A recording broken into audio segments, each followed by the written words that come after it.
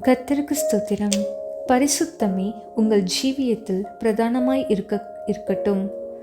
நீங்கள் உலகத்துக்கு வெளிச்சமாய் இருக்கிறீர்கள். மத்தேயு 5:14. தேவன் வெளிச்சம் உண்டாக கடவது என்றார். வெளிச்சம் உண்டாயிற்று. ஆதியாகமம் 1:3.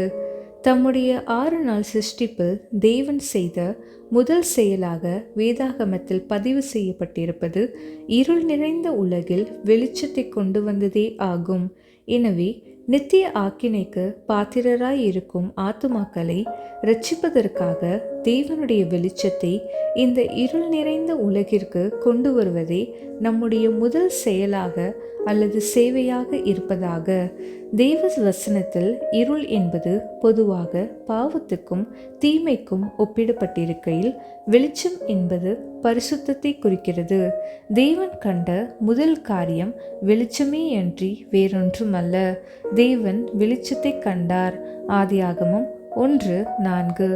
இப்போதும் கூட பாவத்தால் கரைப்பட்டிருக்கும் இந்த உலகில் துன்மார்க்கமும் கொடுமையும் மட்டுமீறிய நிலையில் இருக்கையில் தேவன் தம்முடைய பிள்ளைகளில் வெளிச்சத்தை, அதாவது நம்முடைய பரிசுத்தத்தையே காண ஆவலாயிருக்கிறார்.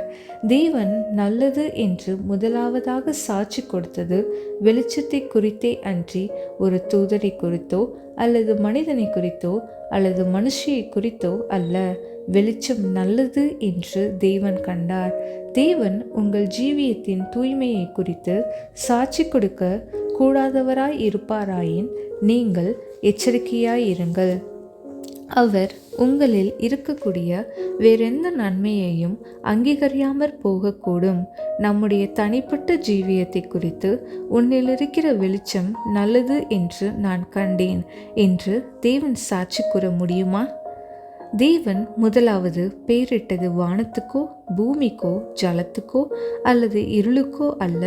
முதலாவது அவர் வெளிச்சத்துக்கே பெயரிட்டார். தேவன் வெளிச்சத்துக்கு பகல் என்று பெயரிட்டார். தேவன் தம்முடைய பரிசுத்த நாமத்தை அல்லது தம்முடைய புதிய நாமத்தை நமக்கு தரிப்பித்து பாக்கியவானும் பரிசுத்தவானும் என்று நாம் அழைக்க வேண்டுமாயின் மெய்யான ஆசீர்வாதம் அல்லது பாக்கியம் என்பது பரிசுத்தமே என்பதை நாம் உணர்ந்து கொள்ள வேண்டும். ஆகவே தான் அவர் நம்மை பரிசுத்த அழைப்பினால் அழைத்திருக்கிறார். அது மெய்யாகவே ஆசீர்வதிக்கப்பட்டதோர் அழைப்பாகும். அருமையான வாசகரே, நீர் ஒவ்வொரு தெய்வீக குணாதிசயத்திலும் வளர்ந்து வரும்போது பரிசுத்தமே தேவன் உம்மில் காணும் முதல் காரியமாய் இருக்கட்டும்.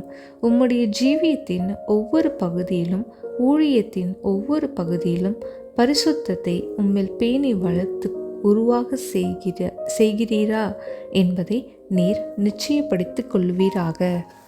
ஆமென்.